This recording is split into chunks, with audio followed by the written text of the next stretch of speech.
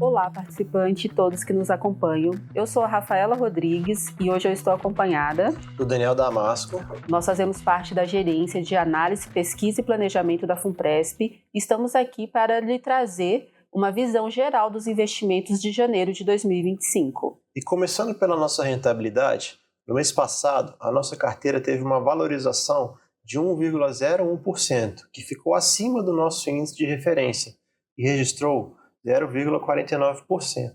Entretanto, nos 12 meses, a nossa carteira ainda reflete o cenário desafiador do ano passado, com rentabilidade de 4,02%, muito em função principalmente da desvalorização dos títulos públicos, que são nossas principais posições, enquanto a rentabilidade do nosso índice de referência alcançou 8,74%. E os principais fatores que impactaram a carteira durante o mês de janeiro foram a valorização dos títulos públicos e da Bolsa de Valores, que representam a maior parcela da carteira de investimento da FUNPRESP, sendo que o IMAB, que é o índice de referência dos títulos públicos indexados à inflação, ficou em 1,07% no período, enquanto o índice Bovespa ficou com 4,86% de valorização durante o mês de janeiro. E no longo prazo, que é o que interessa para você, participante, a rentabilidade da carteira da Fundação, desde a sua criação em fevereiro de 2013, supera os principais índices de mercado, como vocês podem ver.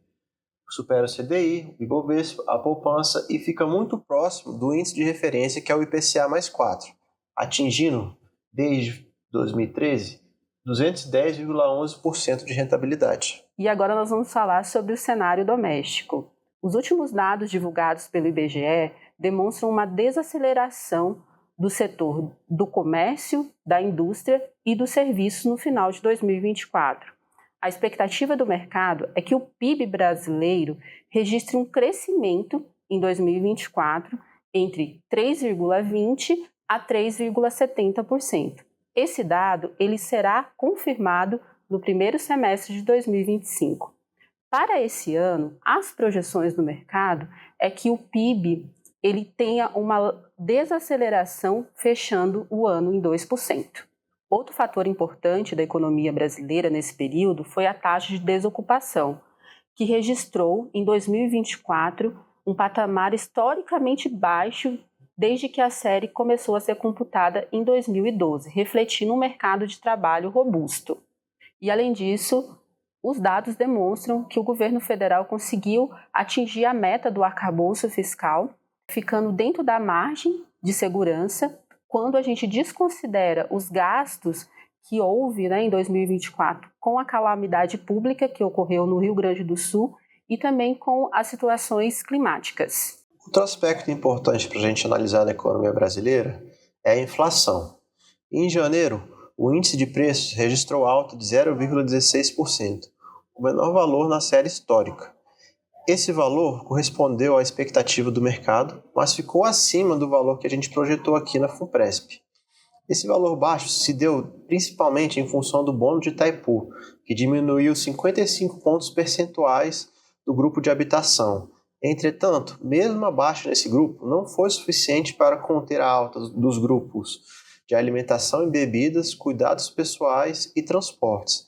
Entre os principais itens da inflação que tiveram alta, a gente destaca as passagens de ônibus, as passagens de táxi, o café e o tomate. Quando a gente olha para a inflação acumulada de 12 meses, nesse período, ele acumulou 4,56%, ficando acima do teto superior da meta de inflação. No entanto, ela já registra um arrefecimento em relação aos últimos 12 meses passados, que ficou em 4,86%. A expectativa para 2025 é que a inflação ela encerre o ano em torno de 5,51%. E essa aceleração na inflação impacta na nossa política monetária, que é definida pelo Banco Central.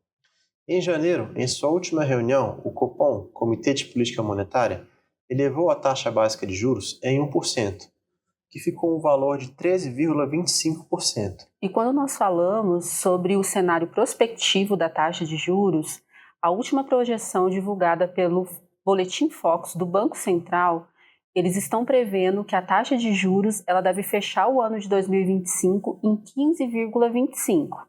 Isso demonstra que, muito provavelmente, na reunião de março do Copom deve haver um aumento de 1%. No entanto, ainda há uma incerteza do mercado de quando haverá e se haverá novos aumentos na taxa de juros. Falando um pouco de cenário internacional, nos Estados Unidos, o crescimento do ano passado foi de 2,8%. Esse crescimento surpreendeu as expectativas iniciais dos analistas, que projetavam um valor abaixo desse patamar. Em relação à política monetária, em sua última reunião, o Fed, o Banco Central de lá, decidiu manter a taxa de juros no mesmo patamar que havia sido mantido na reunião anterior.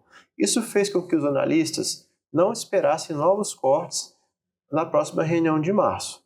Já em relação à zona do euro, a União Europeia, os países de lá seguem com crescimento num ritmo lento e gradual. Entretanto, para o próximo ano, é esperado uma expansão de 0,7% no valor do PIB. Em relação à política monetária, temos um cenário de cortes de juros mais acelerados do que nos Estados Unidos, dado a atividade que está enfraquecida.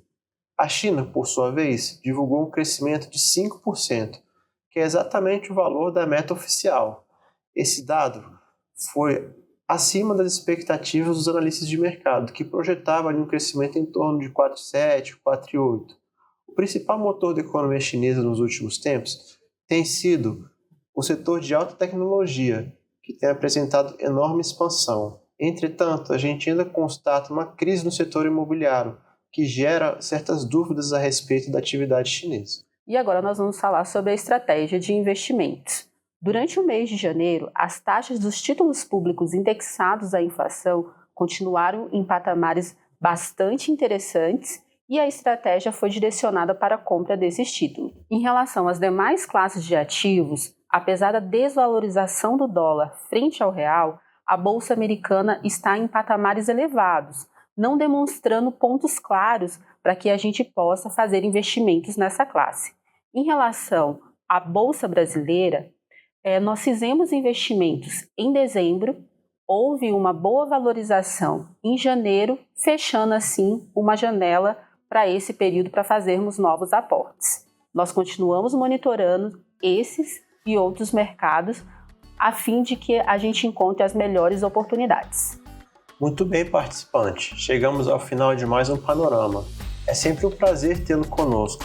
Eu convido você a nos acompanhar nos nossos outros produtos, o Radar, a Live e os demais panoramas. Até a próxima. Até breve.